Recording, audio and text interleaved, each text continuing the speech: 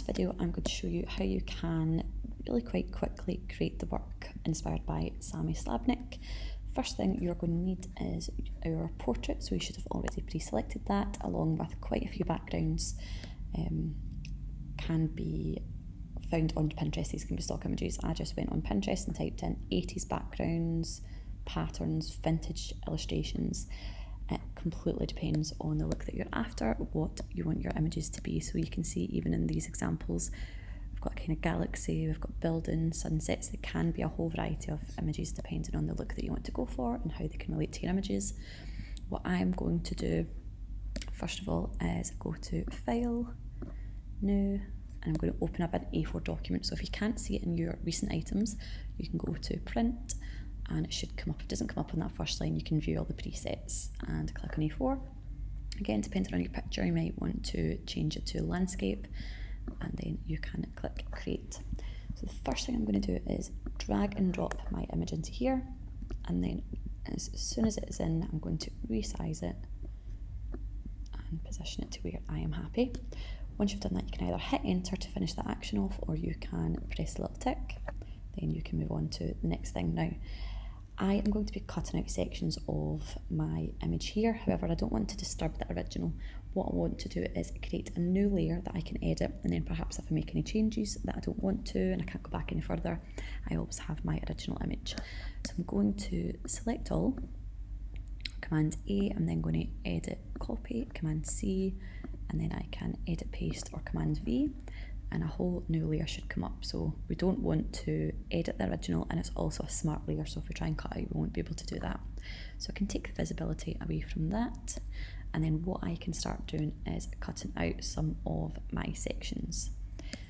What you need to make sure is that you save your work as you go, and always save it as a Photoshop file. I go to File, Save As, again have a folder that's for your manipulations or for your edits, makes your life a bit easier.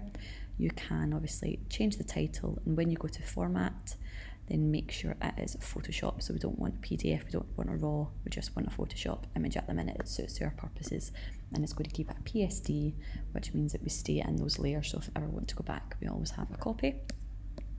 What I have here is just a little example that I have done. So this is one that we're going to finish off.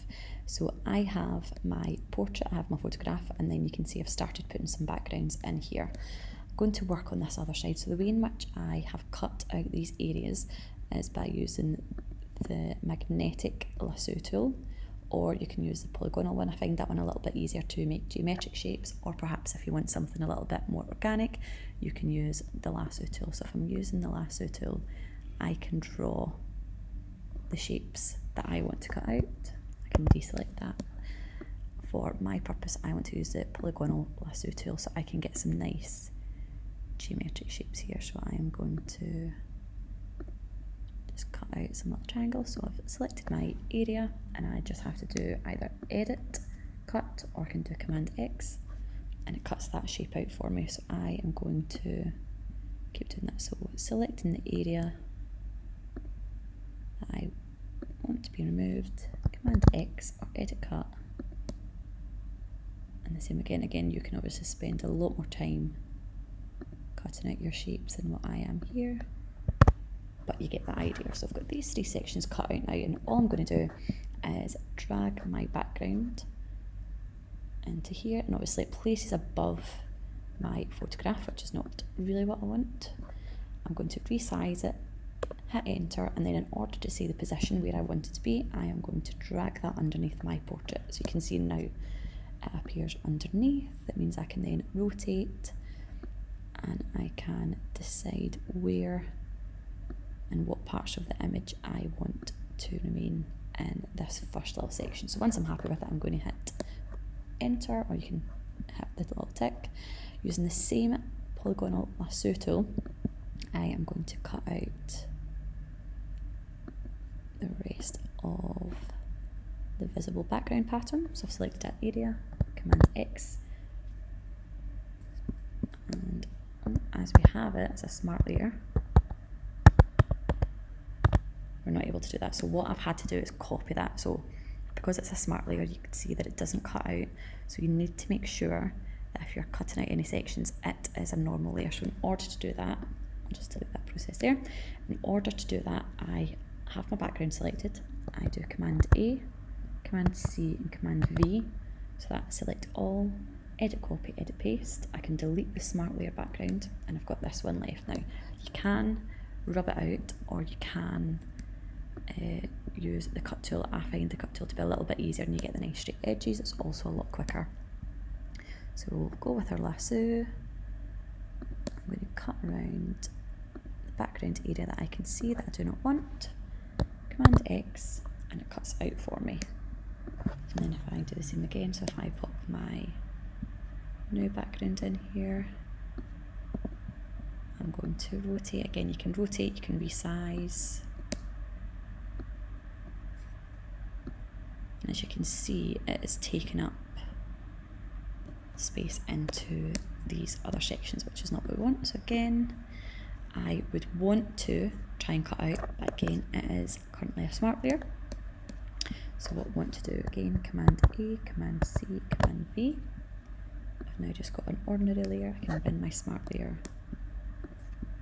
And I can go and drag that until I'm happy with the position. And again, using my my polygonal lasso tool, I can cut out those sections. And cut, and you get the idea. So just one last section to do here. I'm going to drag and drop. Hit enter. I'm going to rotate, kind of resize slightly. But again, since it's a smart layer, I need to copy it. So Command A, Command C, Command V. So select all, edit copy, edit paste, get rid of my smart layer, and then it means that I can reposition my ordinary layer. So once I'm happy with the position of it, you can see it's cut off a little bit here, so I want to make that a touch bigger. And then now I can cut out